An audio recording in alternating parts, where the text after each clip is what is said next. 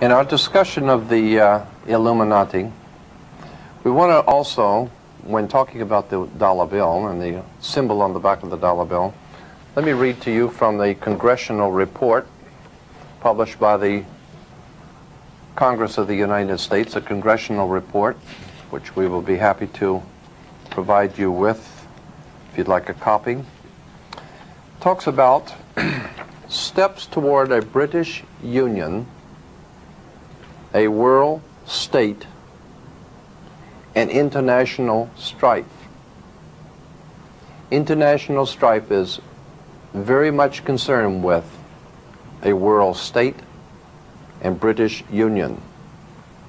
As we brought out before, Britain is referred to as God's kingdom, the United Kingdom. International strife, which is happening throughout the world, is part and parcel of preparing the world for God's United Kingdom. And America is playing its part.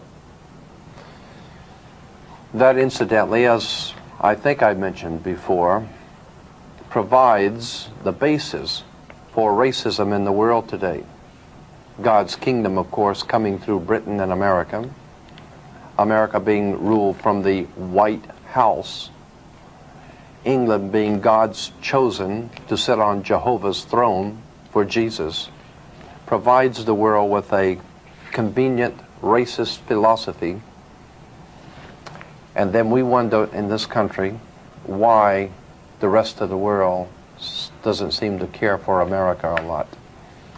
There's a lot that we should know concerning the symbols on the dollar bill. Let me go to this congressional report published back in 1940. It says on page 13, "Let me call your attention to the fact that on the reverse of the Great Seal of the United States, which appears on our dollar bills, you will find the exact symbol of the British Israel World Federation. This symbol is also carried on literature of other organizations promoting a world government and a world religion. At the bottom of the circle surrounding the pyramid, you will find the wording Novus Ordo Seclorum. It was this new order that was advocated by Clinton Roosevelt several hundred years ago, and recently in Philip Drew, and now followed by the executive." We understand that this whole concept of a new world order is a revolutionary idea developed out of occult Freemasonry. I want to go back to the introduction of Fire in the Minds of Men and lay the foundation for something that I think you're going to find very interesting. Again, we want to requote from page 6 in the introduction. It says, "A reoccurrent mythic model for revolutionaries, early romantics, and young Karl Marx, and the Russians of Lenin's time was Prometheus, who stole fire from the gods for the use of mankind. The Promethean faith of revolutionaries resembles in many respects the general modern belief that science would lead men out of darkness into light." It's interesting that in New York City, in Rockefeller Plaza, at the very entrance to Rockefeller Plaza is an enormous statue of Prometheus. How appropriate. And when one understands how the Soviet Communist Party is financed, organized, and directed out of New York, then it will not be any great mystery as to why in front of Rockefeller Plaza we have the god Prometheus. James Billington, in his book Fire in the Minds of Men, explains that that is a symbol for the world revolutionaries. But it goes on to say in the introduction, "But there was also a more pointed and millennial assumption that there was a millennium coming, a new world order, a millennium, a 1,000-year reign, so to speak. A more pointed millennial assumption that on the new day that was dawning, the sun would never set. Early in the French upheaval was born the solar myth of revolution, suggesting that the sun was rising on a new era." This whole idea of the sun rising on a new era, the new dawn, the millennial assumption, we can see this openly being used today by our president in such newspaper clippings as the New World Order and how the world is now being formed into a new world order. we want to talk about that and what that means for you. As a matter of fact, here in the Daily News in our hometown, Bush urges unity and crises. Beneath it, it says, he sees the Gulf as a test of the New World Order.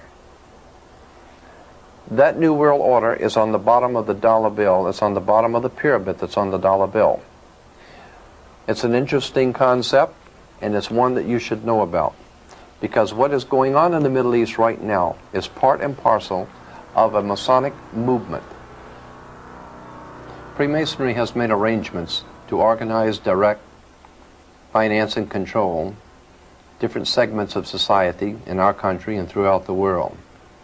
They have realized that in this country, black movements are moving into mainstream America. Therefore, the need arises for black leaders to be able to fall in line, to go along, to get along. And some of the black Freemasons that have been accepted into the order is, for instance, is Jesse Jackson, Andy Young, mayor of Atlanta, Kenneth Gibson, three-time mayor of the city of Newark, New Jersey, the late Harold Washington, mayor of Chicago, State Senator Julian Bond, Supreme Court Justice Thurgood Marshall, Marion Barry, mayor of District of Columbia. We see that Freemasonry uses all races to accomplish its objectives.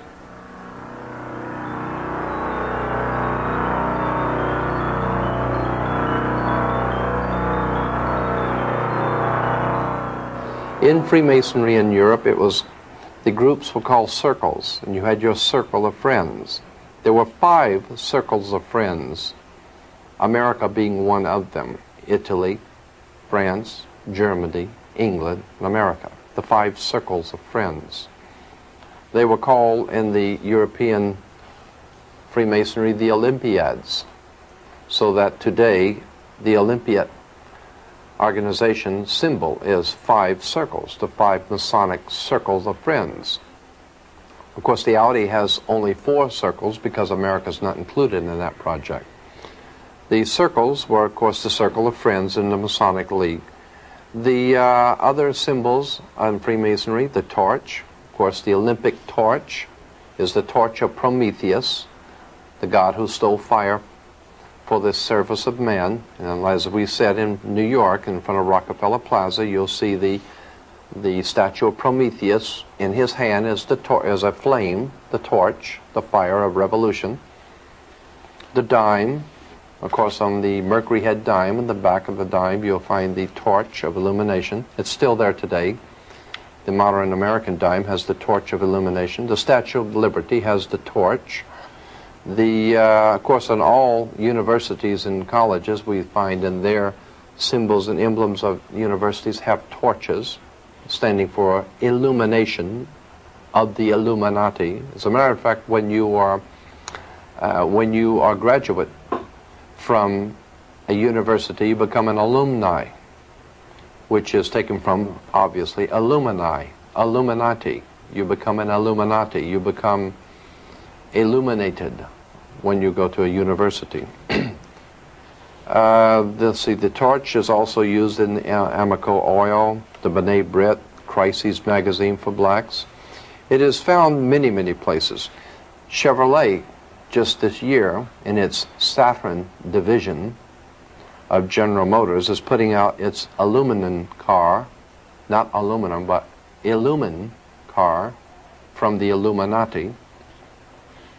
Of course, when you go to college and university, or even graduate from high school, you come out with as we said, a black robe, which is black for Saturn, the god of Hebrews, and the square mortarboard. The square mortarboard is, of course, Freemasons use mortarboards for their plaster. So that's why you wear a square mortarboard when you become an alumni. It all has to do with Freemasonry. It all has to do with the control of education in this country, the control of our religious thinking, our minds, our government, our money, our lives. Everything from your corner drugstore is influenced by Freemasonry, secret societies, occult orders, and politics of the scientific kind. Our founding fathers would probably turn over in their grave if they saw what happened to us and how we've been deflected from our purpose and our mission in the world to become nothing but pawns in a game. Even the Liberty Bell, the symbol of liberty, an equal Liberty Bell, identical with the same crack, is found in Moscow. It's a very famous Liberty Bell of Moscow with the same crack. It becomes known as a symbol, the symbol of the Brotherhood of the Bell. Bel being B-E-L, the ancient god in the Mesopotamian Valley, being the one that we call Beelzebub or Belteshazzar or Yahweh. There are too many symbols, too many things going on in our world that we're just not aware of in this busy time in which we live, that it's time that we took time to look around us, see the emblems of power, see the emblems and seals of our government. Look at the dollar bill instead of trying to earn one. Just look at one for a change. Look on the front at the Masonic emblems on it. Look at the back, the Masonic emblems there. Ask yourself why it is that our country operates the way it does. And is there a rhyme and reason to the way things happen? When you understand that General Motors, Ford Motor Company, and all other corporations in the world have an agenda, they don't just wake up every morning and decide what they're going to do. Large, very large international corporations have to make plans for tomorrow, for next week, for next year.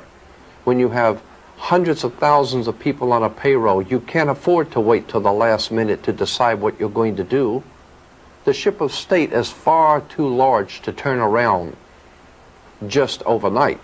It's like a giant ocean liner. The ship of state is a very large vessel. You have to make plans for it. You have to direct the people. You have to concentrate your power. You have to concentrate the people's attention on certain things in order to get them to go in the direction that you want them to. We are a very large and powerful people in America. So our masters have to direct our thinking for us and prepare us in advance for their plans, for their hidden agendas. And of course, like docile sheep, we just go along to get along because we don't know any more about it than what we see on television. There's about time that we look into this world that we live in and examine who we are, why we're doing what we're doing, and where we're going. That's the purpose for what we're trying to do. As we said before, we're not trying to explain in detail everything because we can't. But we're trying to make you aware that there is an enormous world of material out there that you should be concerned with and know about, and it's our purpose to provide you with that material.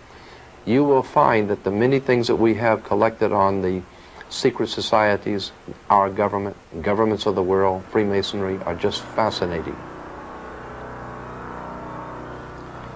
When we remember that